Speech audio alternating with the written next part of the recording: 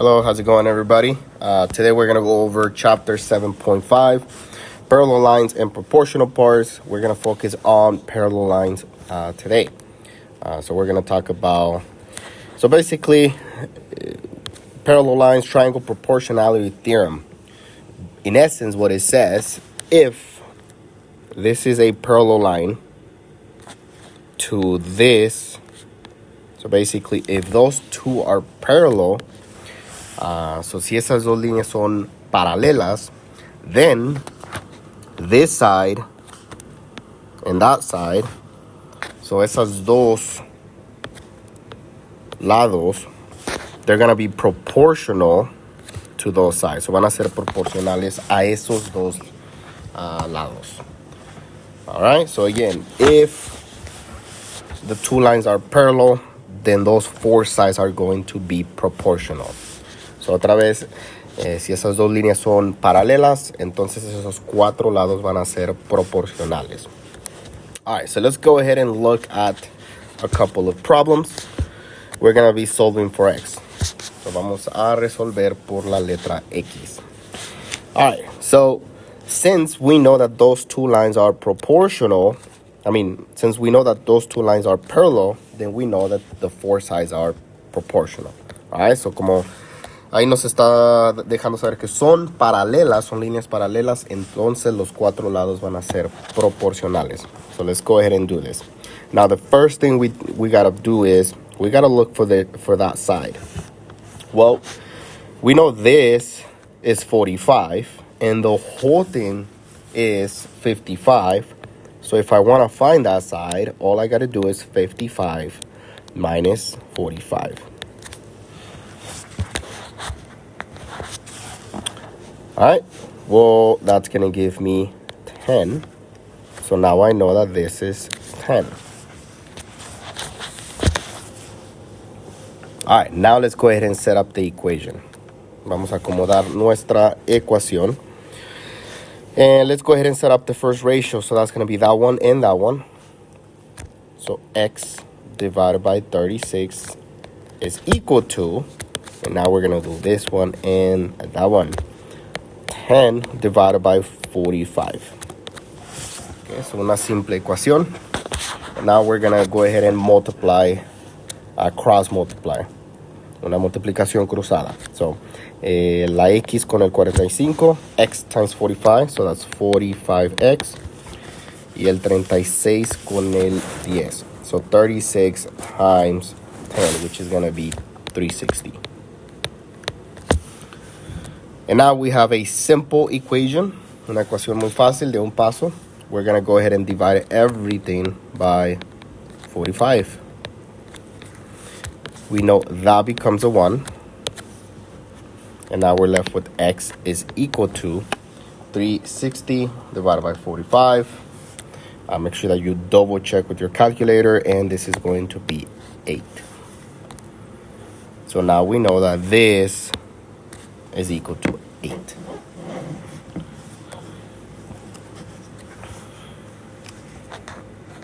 All right, now let's go ahead and go over a problem that is going to be a little bit more difficult. And then once again, we see that those two lines are parallel. So vamos a hacer un problema que está un poquito más difícil, pero es casi lo mismo. Vemos que tenemos dos líneas paralelas, entonces podemos usar la misma técnica. So since we got those two parallel lines, we can use the exact same theorem, the same technique. So let's go ahead and set up our ratio. That's going to be 6 divided by 21 equals our second ratio, which is going to be 3x, well, actually, x minus 1 divided by 3x plus 1. Okay, so igual, vamos a hacer la multiplicación cruzada. So we're going to go ahead and cross multiply. So 21 times x minus 1. So 21 times x minus 1. So I'm going to set it up first. Primero la voy a acomodar. 6 por 3x más 1. So 6 times 3x plus 1. And now we have our equation that we can actually solve. So aquí tenemos nuestra ecuación, hay que resolverla. Lo primero que vamos a hacer es multiplicar, que es distribuir. So we're going to go ahead and distribute. So that's 21 times x, which is 21x, minus 21 times negative 1, which is negative 21. So el 21 por x y 21 por negativo 1. Then we're going to do 6 times 3 and then 6 times 1. So 6 por 3 y 6 por 1. 6 times 3 is going to be 18x, and then 6 times 1 is going to be 6. And now we got our equation. Let's go ahead and get everything on one side of all the x's on one side. So hay que mover las x, empezando con la más pequeña. So let's move the smallest x. So I'm going to minus 18x to both sides. We know that becomes 0. And then let's just go ahead and do the math. So this is going to be 3x. So 21 menos 18.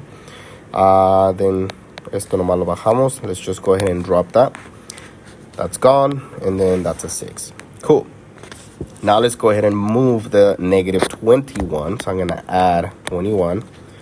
So hay que deshacernos del 21 haciendo lo opuesto. We know that becomes a 0, and I'm left with 3x is equal to 27. Y ya el último hay que dividir. So el último paso, last step, is to divide by 3.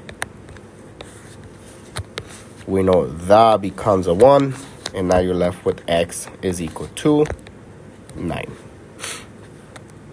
Okay, and we have found the value of 9.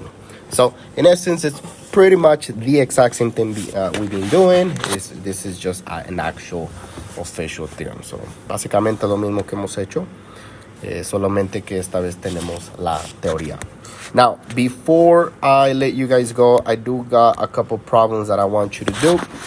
So in this case, we want to determine if the two lines are parallel. So en este queremos verificar si las dos líneas son paralelas. Esta información no nos la dieron, so la tenemos que comprobar. So they're not giving us the information that they're parallel. So we need to confirm it. How do we do that? By setting up the ratios. And remember, if the ratios are equal, then they're proportional, which means the lines are parallel. Okay? So vamos a acomodar los números. So we got 11 divided by 15.4 equals 10 and 14. So 10 divided by 14. So let's go ahead and put this into the calculator, and let's see what we get. We got 11 divided by 15.4, and this is giving us 0.7142. And then 10 divided by 14, which is giving us 0.7142. So si se fijan las dos fracciones, cuando las dividimos usando la calculadora, nos dan el mismo número, que comprueba, como son el mismo, que estas dos líneas son paralelas. Alright, so since we got the same number, that basically confirms that the two lines are parallel. So MN is parallel to JL. Alright, now let's go ahead and try the other one. So for this one, we got 18 and 5. So 18 divided by 5.